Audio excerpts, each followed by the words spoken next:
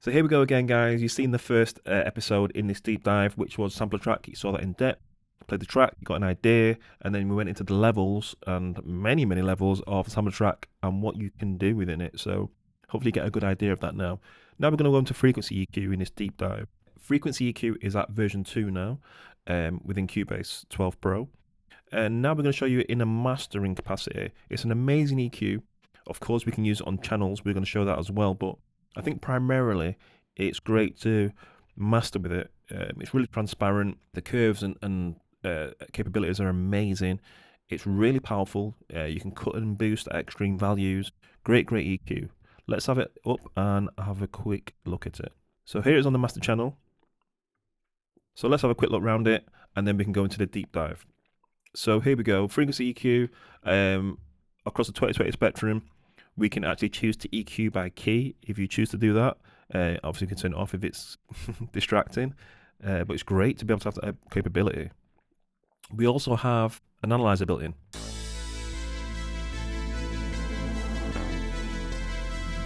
Really cool.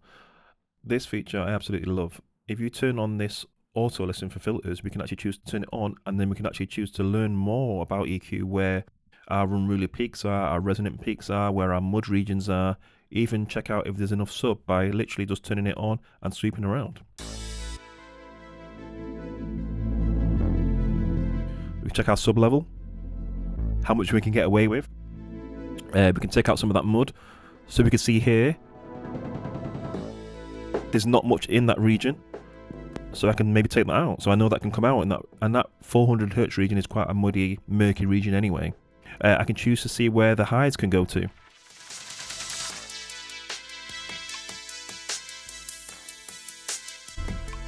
So I can see like between 5 and 10, which is predominantly for most music, is where the sizzle, the sheen, the pop is, the energy, the sugar is in that region. So I can, just by with the monitoring on and the auto listen filters, I can choose to say, okay, right, I can bring more out of there. That can be worked with.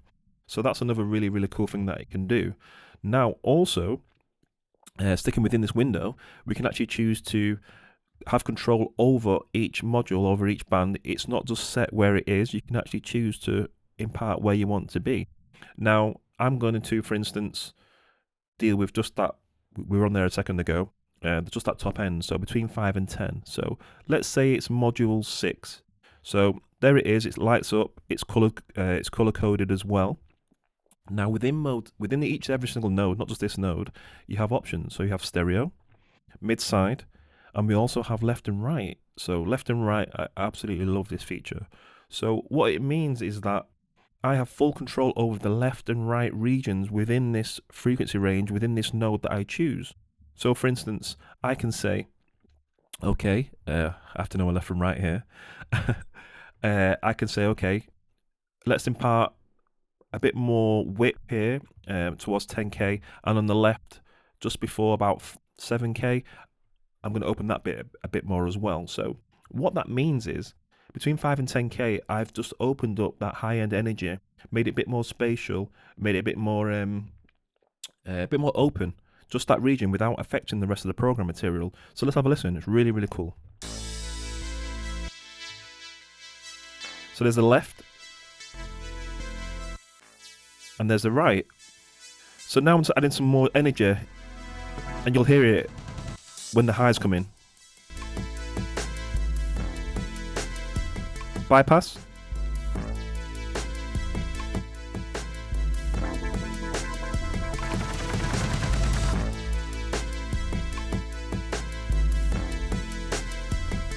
You can really hear it, like there's a high bit of the string in there, and obviously the break that comes in as well.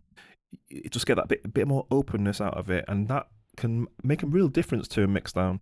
It can bring it out, it can elevate it without having you to go back into the mix channels and do other things. So it's really powerful, and because it's like a transparent EQ as well, obviously you can add coloration after it, but with it being a transparent EQ, you can kind of really surgically do what you need to do without colorizing the sound.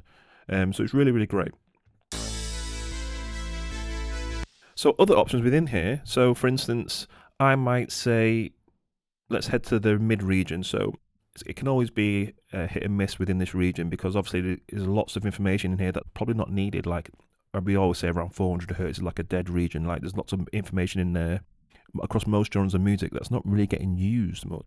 Like vocals, for instance, pianos, strings, breakbeats. There's not much in there that you're going to be dealing with much in that you can take out up here. So it's just a thing within music, I guess. But obviously you use your ears, but with frequency EQ and the auto listen features of the filters, we can actually choose to hear what we can take out, without it being missed. See, there's not much difference here. And let's keep it on while it kicks in.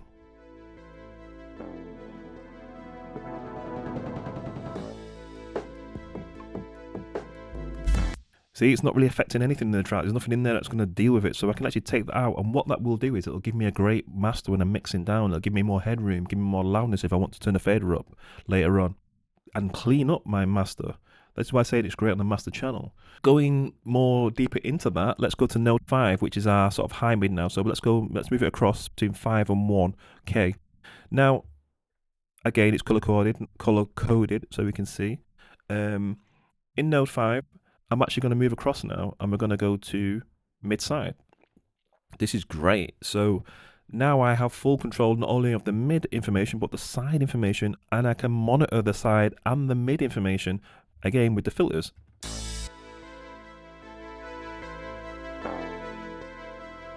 Let's wait for it to kick in.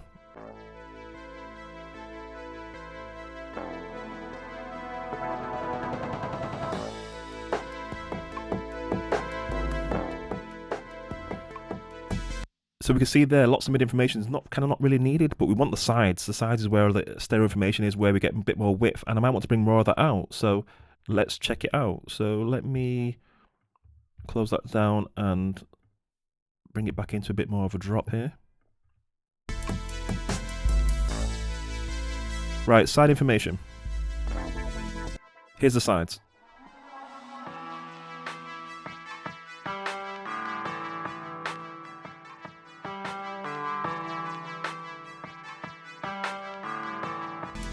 And that's what we want, more of that piano, the sort of transient of the piano, a bit more of that in there. And that means that then I can maybe say, okay, bring up the sides of that region and bring down more of the mid information, because it's kind of murking things up a bit there. And this is how you start cleaning up your mix downs and masters. This is how you do it. So it's great to be able to do across the 2020 spectrum. Each individual node, call it fully customizable with the auto listen filters, with each node being able to do stereo, left, right, and mid side. Wow, it's really, really powerful. Now, again, there's another levels to this. I keep saying this, but there's more levels to the frequency EQ. So let's go to, for instance, 2. So this is like a kick territory now. So most music, house music, dance music, hip hop, drum and bass, electronic music, 80 to 100, maybe even 120, 150 is sort of kicks, low end energy region. And of course, most music you might want to boost that up. Obviously, we can choose what type of mode we choose for our bands as well. We're not just set to a band. You can have high shelf, not peak, all that kind of stuff.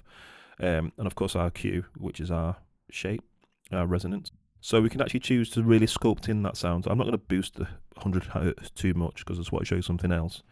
So just say, for instance, that the kick was too unruly, bang, it was coming in, bang, it was coming in, overpowering the mix, but not all the time, only in certain sections. I can then choose on node 2, which is purple, dynamic. So we have a dynamic mode within the EQ. So this is a new addition to the frequency EQ. So I can say, okay, let's turn on dynamic mode. And now, if I go to the single mode view, I've got a full window now for the dynamic section. So this goes way, way deep now. But it's a deep dive, right? So now I can say, okay, node 2, I can then choose a threshold of how much I want it to be affected by when it comes in to control that peak, or vice versa. So I can choose my start point, and you can see there. So I can just set a threshold where it comes in there. It will affect it dynamically, or I can say in reverse, and it can really tidy up things. For instance, like that, if a kick comes in, like say a kick comes in every 8 bars, you have this real impact, boom, that comes in, and it doesn't come in for a few more bars later. Then you can actually choose a threshold, set a ratio, however aggressively you want it to be dynamically controlled. Maybe a fast attack, because you want it to really take off that unruly sort of big boom that comes in, and then you can choose your start or where it comes in, and then when it'll come in, effectively it'll just control it there, and then it won't come in again, and then when it comes in again, it'll control it again. So you really can have full control over your mixes and masters with this plugin. It's amazing, an amazing plugin. Let's have a listen.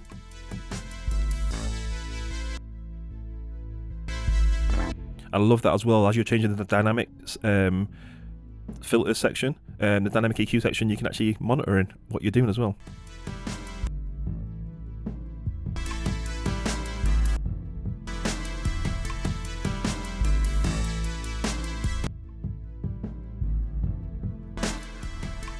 And obviously our threshold is the ceiling as well, how much we're attacking the ceiling by. And the rate is obviously the rate of dynamic compression, which is going to be doing across each node. So I'm going to turn it off for now, but it's just to show you how it can be used really powerful in a mix or master scenario. Turn it off now, turn it on, and then you still see more of what it can do here on the right. So let me just put things back, because obviously this track is pretty much set and I don't want to go too mad with it. Here we have auto listen on the sidechain filters as well. So obviously we have sidechaining built into Cubase. Been in there for a long time now. It's quite simplified. Over the last two versions, I think it was 9.5. Now we have the ability within the frequency EQ to actually auto listen their sidechain and have multiple sidechains within frequency EQ, which is amazing. And then we can actually choose to maybe sidechain just the bass, for instance, which is a common thing, but we can actually really clean up mixes. So if we have a track that's already finished, we can actually choose to sidechain and really delve deep into there, especially with combination with the dynamic EQ, and with it being transparent and powerful, we can really clean up already mastered material. So I would always say draw for frequency EQ in a mastering scenario within Cubase. So yeah, it's really powerful. Digging deeper, let's come out of the dynamic view and go to multi-view. Now we get to see the whole 2020 spectrum. Let's show you what it can do also with as far as the filters are concerned. So it's really smooth. I'm going to leave that master window as the mastering track, and let's go to maybe, for instance, let's go to the riff, to the string. So I'm going to show you how smooth it is and how surgical it is and how powerful it is. So here's the riff, all bounced down and stuff. So frequency EQ is on. You can see here I've cut some of this out. This low end energy, not needed, because you see the fat kick in there, there's a fat sub bass in there. We always say cut, not boost. It makes more headroom for stuff. You get eventual pre-masters and then masters. So frequency EQ is great for that, because you're cutting out stuff and it's not colouring. It's really surgical. It takes out a lot of things.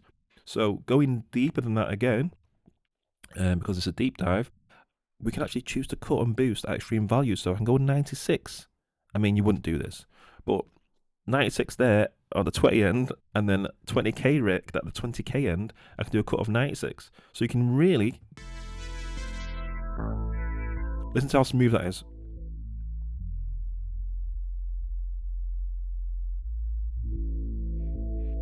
So you can really choose to zero in on something. I mean, you wouldn't do that. But the fact that you could actually really zero in onto the sound, this is where it's great on actual individual channels now as opposed to a master channel. You can really zero in on a sound, isolate it within the mix. So it's great for cutting. And remember, it's not adding no coloration, it's transparent. So it's actually, you can really zoom in on a sound and cut out all the unnecessary energy that you would take out. You would never do something like that. But then again, you might. There's no rules in music. You can do whatever you choose. So there you go. So yeah, I think that's a really cool thing that it can do. I'm going to just take a bit more off there. And 96 is quite a lot. You actually then, if you listen now, it takes something away from the sound.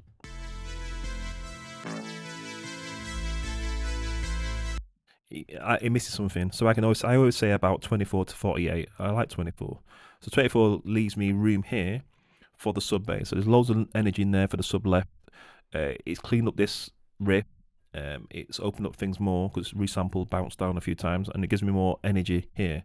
Like, it's not needed now, so then it keeps that clean. Eventual mix is great.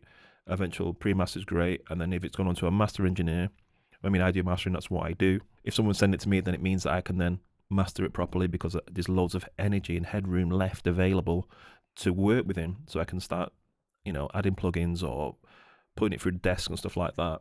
So we always say cut not boost. It's a really really important thing within equalization in general, and frequency EQ gives you the really great options to do that. So yeah, so there you go, frequency EQ version 2.